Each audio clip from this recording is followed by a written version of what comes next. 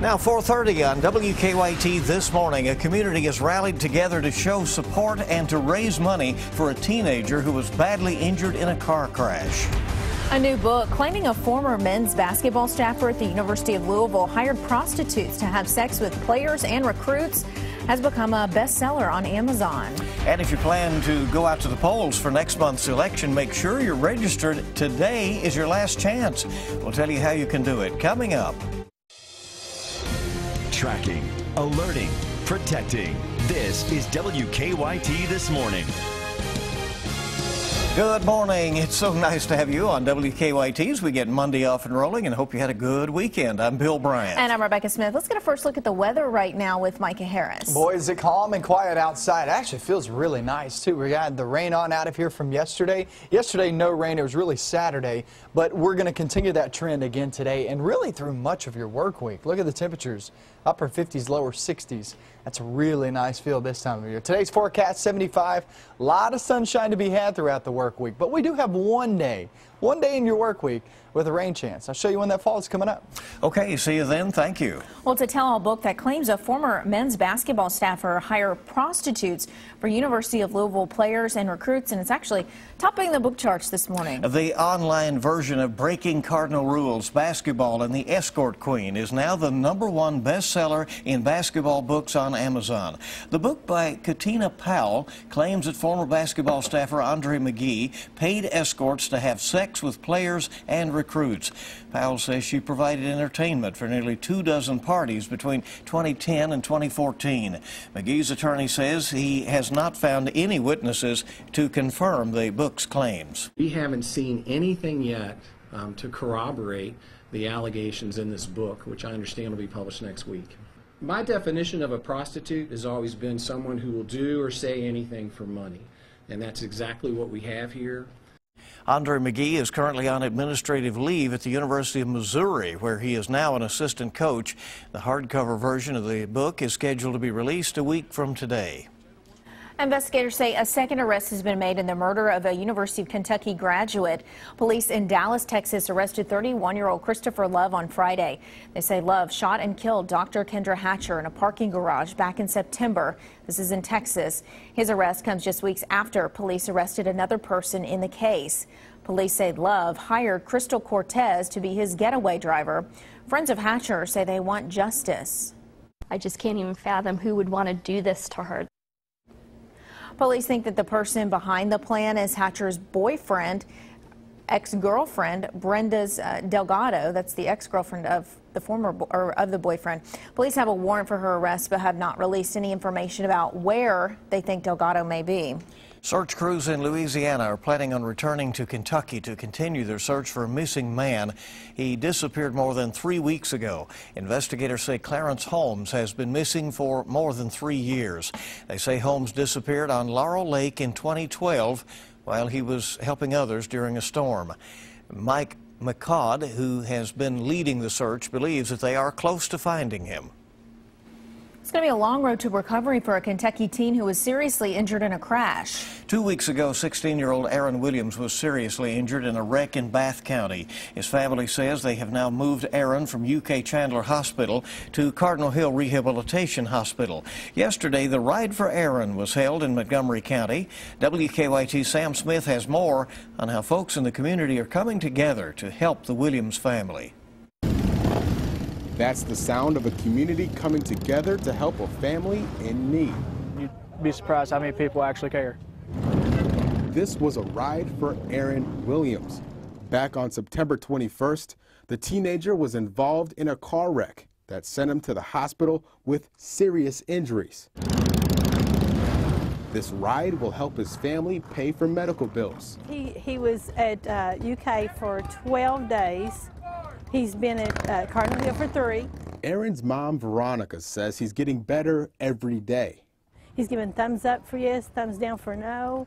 He's answered all of his questions correctly. He can hear, he can see you, he's got his memory, but he has to learn all functions again, walk, talk, swallow.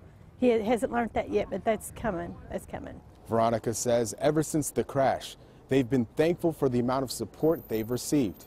it makes me very emotional that people care that much. But I think it's all of God. I think God has put this into people's hearts to do this for us, and it's showing that there is people out there who care, and there is people who do love each other. She says the money raised here will help, but so will prayer. And I want a complete recovery, and I know God can do it. I know He can. By paper, medical papers, He shouldn't, but I think God can do it. And I want lots of prayers. In Montgomery County, Sam Smith, WKYT. Organizers raised more than $700 during yesterday's ride. An advocacy group claims that the law firm representing Rowan County Clerk Kim Davis has misrepresented past situations. Last week, the Liberty Counsel revealed that Davis met with Pope Francis in a private meeting while he was visiting the United States. The organization claims that the Pope thanked Davis for her courage. A spokesperson from the Vatican says Davis did meet with the Pope in a public setting. Now, Southern Poverty Law Center has listed the Liberty Counsel among its anti-gay hate groups for spreading false information. A Breathitt County Walmart is still closed this morning, and store officials say they don't know when it will reopen. The Walmart in Jackson has been closed since last week after a rock slide damaged the backside of the store. Repair crews say they are still working to clean up the mess. Store managers are hoping to have the Walmart back open. We're hoping that would have been done by last Thursday, but they say the rock slide caused extensive damage to the structure of the building. They say they now hope to have the repairs finished as soon as possible.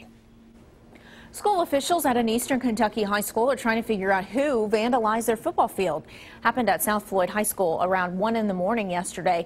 This is a picture of the damage. School officials say cameras captured a car pulling into the field and tearing up the grass. However, they say the cameras weren't able to get a good glimpse of the vandals themselves. Well, the annual Fire Prevention Week is officially underway this morning. The Lexington Fire Department kicked off the week with a parade in downtown. Firefighters used this week to talk with families about the importance of having working smoke detectors. WKYT Sean Moody spoke with fire officials about that. The Lexington Fire Department's been doing a fire prevention week each year for nearly 100 years. They're working to get more smoke detectors into people's homes. Lexington firefighters take prevention seriously. Kentucky is the 9th leading state for fire fatalities. We really do need to start paying more attention to those sorts of things. That's why they're so concerned with telling people to get smoke detectors. You double your chances of survival when you have a working detector in your home. But it doesn't stop at just talk. It's a simulator that's set up a lot like your house would be. We'll talk a little bit about the smoke alarms. We'll also talk about stay low and go under the smoke. And then the third thing we'll talk about is having an exit plan. They take this trailer around to schools, and they'll have it downtown at the Fire Prevention Parade today. What we talk about is the layering of smoke and see how it stays up along the ceiling. And that'll give us the importance of why we would want to get down like this. The lower you get, obviously, the better the visibility would be, and also the better the air is for them to breathe. Seeing the smoke fill the room and hearing that smoke alarm leaves an impression that firefighters hope will last. Now, along with testing your smoke detectors every month, firefighters say you should replace any of them that are more than 10 years old. In Lexington, Sean Moody, WKYT. All good advice. Thank you, Sean. And firefighters say you need a smoke detector in every bedroom and on every level of your house. As temperatures begin to drop, homeless shelters are preparing for crowds to start increasing. A Beacon of Hope in Winchester needs help with those crowds.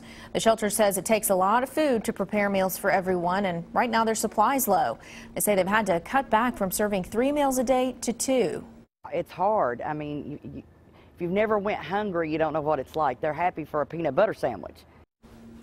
Well, if you would like to help, Beacon of Hope staff officials say donations can be dropped off anytime.